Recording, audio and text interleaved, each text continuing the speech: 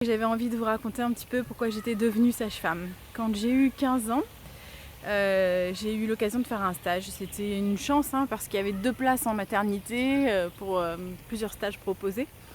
Et j'ai réussi à l'avoir. Donc je savais que c'était vraiment une opportunité. Donc je suis allée à ce stage du haut de mes 15 ans. Et là j'ai découvert tout le service des mamans qui viennent accoucher, le service du postpartum en maternité, les bébés, les mamans, c'était une découverte incroyable. Pour autant, je ne suis pas sûre que ce soit là où je me sentais très à l'aise et très contente d'être présente, mais je ne crois pas que ce soit là que j'ai eu le déclic vraiment. Même si j'étais tellement investie que les sages-femmes au bout d'un moment m'ont proposé... c'est mon baby. On va marcher un peu. Donc les sages-femmes m'ont proposé d'aller en salle d'accouchement. Donc salle d'accouchement, waouh. Là, c'était du lourd. J'étais super heureuse donc de pouvoir y aller.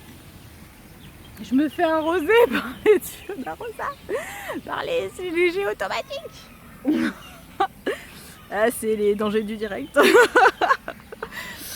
Donc du coup voilà, j'étais super heureuse de pouvoir y aller et je languissais. Et effectivement, quand je suis descendue en salle d'accouchement, c'était assez étrange en fait parce que j'aurais pu avoir peur.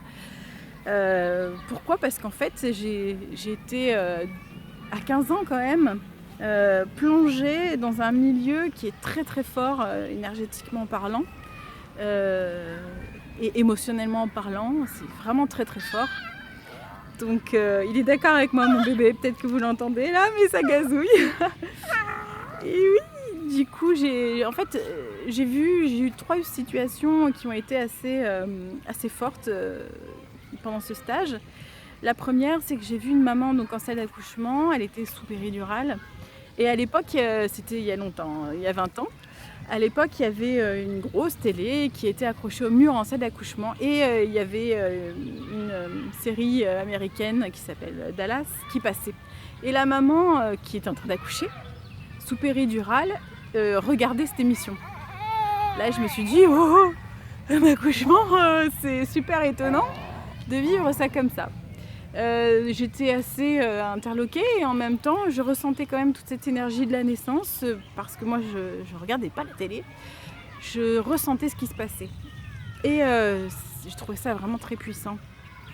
Je voyais ces contractions qui serraient, qui massaient le bébé pour le sortir, le bébé naître, etc. Donc c'était très fort. La sage-femme ensuite m'a mis le bébé tout de suite dans les bras pour me demander de le laver.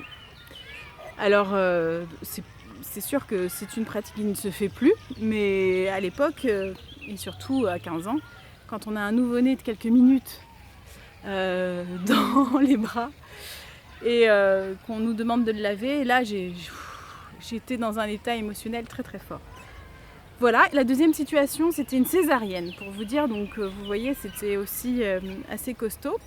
Le gynécologue obstétricien qui était là à l'époque m'a demandé de monter sur un tabouret pour mieux voir. Et effectivement, j'ai bien vu. Alors pareil, à 15 ans, c'est quand même assez costaud. C'est quand même assez costaud de regarder une césarienne parce qu'effectivement, quand on n'a pas l'habitude forcément de la vue du sang, des organes, etc. Et puis voilà, chirurgicalement, il se passe quand même des choses. Voilà, c'est assez impressionnant à cet âge-là, on va dire. Et à nouveau, j'ai été captée et captivée par cette magie de naissance. Il n'y a rien à faire, moi, il n'y a rien qui me perturbait. Je sentais tellement fort cette énergie de la naissance que je voyais que ça, que le bébé et que la beauté, que la création, la vie, enfin, voilà, j'étais transportée. Et c'était une petite fille qui est née d'ailleurs de cette césarienne qui s'appelait Aurélie. Ah, le signe, évidemment, le signe. C'était plus fort que tout. D'ailleurs, je l'ai même dit à la maman qui venait tout juste d'avoir sa petite fille dans les bras. Je m'appelle aussi Aurélie. Voilà, c'était émouvant pour moi. Évidemment, j'avais les larmes aux yeux. Je ne sais pas si la maman, ça l'a beaucoup touchée que la stagiaire dise qu'elle s'appelle Aurélie aussi, mais c'est pas grave. moi en tous les cas ça m'a conforté, oui, dans le sens où je me suis dit effectivement il y a quelque chose qui se passe là de fort. Il y a quelque chose que je suis en train de vivre et là j'ai des signes j'ai des signes. Et une troisième situation à nouveau très très forte puisque la sage-femme qui était de garde m'a proposé de venir voir une IVG. Alors pareil, à 15 ans, pour moi c'était quelque chose de costaud que j'allais certainement vivre là. Donc j'ai évidemment accepté tout de suite parce que pour moi ça fait partie du... Comment trouver les mots justes ? C'était évident pour moi que une femme avait besoin d'être accompagnée dans tous ses moments de vie. Et je sentais que ma présence du coup pouvait être, je dirais pas bénéfique, mais parce que en tous les cas, je me suis dit que j'allais y mettre des belles pensées, des pensées positives, des pensées d'amour pour accompagner ce qui allait se passer. J'avais l'impression que je pouvais mettre ma pierre à l'édifice en fait, en étant là en priant presque pour que ça se passe bien, pour que ce bébé, ce fœtus parte, cet embryon même, pour que, en tous les cas cette vie, parce que peu importe que ce soit embryon ou fœtus, à quel stade on est d'ailleurs, à l'époque, et en tous les cas en plus, j'avais à 15 ans, pour moi c'était juste une vie, une vie. Et je voulais accompagner, je me suis dit que ça serait super. Et effectivement, ça a été très très fort parce que les conditions ne se passent pas exactement comme j'avais imaginé. C'est-à-dire que bon là, la patiente était complètement endormie parce que c'était une intervention un peu tardive, sous aspiration. Et du coup, ça a été fait comme quelque chose de très machinal, automatique, et il manquait quelque chose. Il manquait quelque chose pour accompagner ce qui se passait et qui était quand même très très fort.